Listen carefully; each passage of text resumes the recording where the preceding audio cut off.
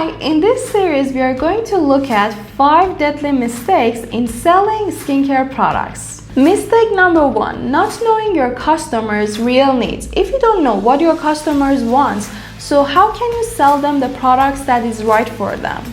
Imagine a customer comes to your site looking for a cream for dry skin, but you sell them an anti-wrinkle serum. The result, not only do they not come back, but they tell their friends your brand isn't good.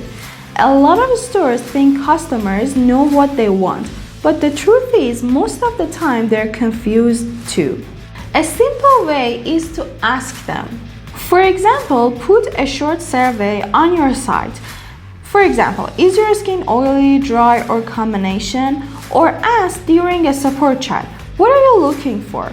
These little bits of data tell you what to suggest. Now, if you want to get more professional, draw tools that analyze customer needs more precisely with just a few clicks and make your job easier. But even this simple question can transform your sales. Now, tell me in the comments, how do you figure out your customers' needs? Until next time.